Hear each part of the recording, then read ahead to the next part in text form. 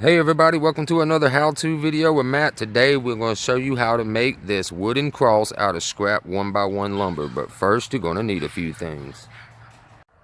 Alright guys, so to get started with this project, the first couple of things you're going to need is some 1x1 lumber. You'll need a miter saw or a hand saw. You need a tape measure, pen or pencil. You will need wood glue, wood clamps. You can get stain or paint of your choice. It's up to you.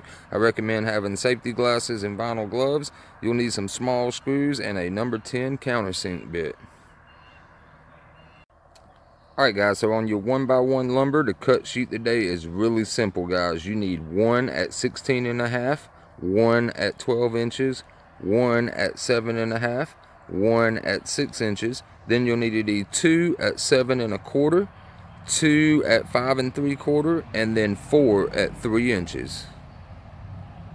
Alright, so here are all the pieces already cut, and if you notice what I went ahead and did, guys, is went ahead and stained my pieces, guys. That way it's already stained and I don't have to worry about it, and then when we get done, there might be like one or two little places to just to touch up with, but that way you're not waiting all day for your stain to dry. So go ahead and stain your pieces now. Alright guys, so when we pattern this thing out, you want to make sure you do it exactly the way we got it right here, guys. You want to start with a 3-inch piece at the top. Then to the right bottom, just like I got that right there, guys, you want to put a 7.5-inch piece right here. Then on the other side right over here, you want to use one of your 6-inch pieces. And then crisscrossing through the middle and joining up to this side, you want to use a 7.25-inch piece.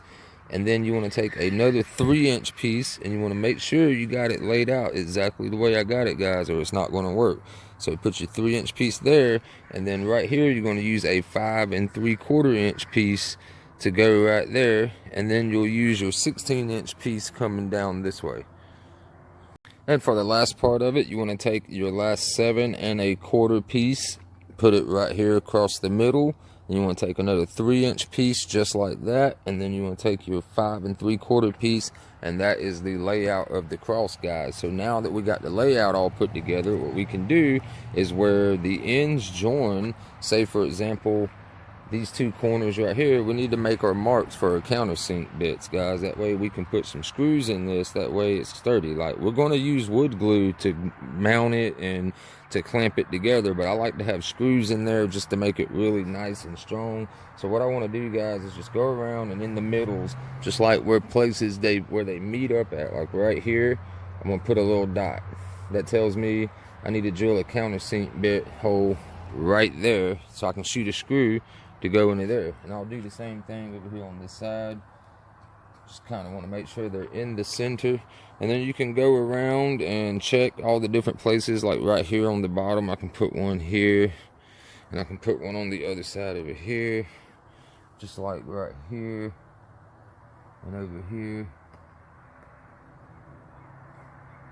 over here, and on this side, guys. So now you got all that. Now you can drill out your countersink bits and go ahead and start assembling this together with the glue and the screws. Or wood glue, which is some Titebond 2, the premium kind right here. You don't have to get the premium kind, I just like using it. Then I need you to get some screws, guys, like these little 1.25-inch right here. So after you've gone around and drilled all your pilot holes in the places that we marked, what you basically want to do is just start at one point, just like this, and you can take your block out just like that right there at the bottom. You want to go ahead and put you some wood glue there, put some right there, and then what you want to do is take your clamps, clamp all that together nice and tight, and then shoot your screws in that way, and then you just work yourself all around until you get it all glued and screwed up. Alright guys, so everything's been put together and we hung it up on my little test wall right here to check it out. Looks good to me. And now the last thing you need to do is just touch it up a little bit in case like screwing the pieces together chip some stain or paint or whatever you're using out there, guys. So just go back and make sure you touch up the ends and stuff like that. Sand it down in spots that you need sanding, and always wipe away the joints from the glue that comes out when you screw your pieces together right there. So I hope you guys enjoyed the video. Be sure to hit that like button down below for me and subscribe to the channel if you haven't already. I'll see you in the next video. Have a wonderful week. Peace.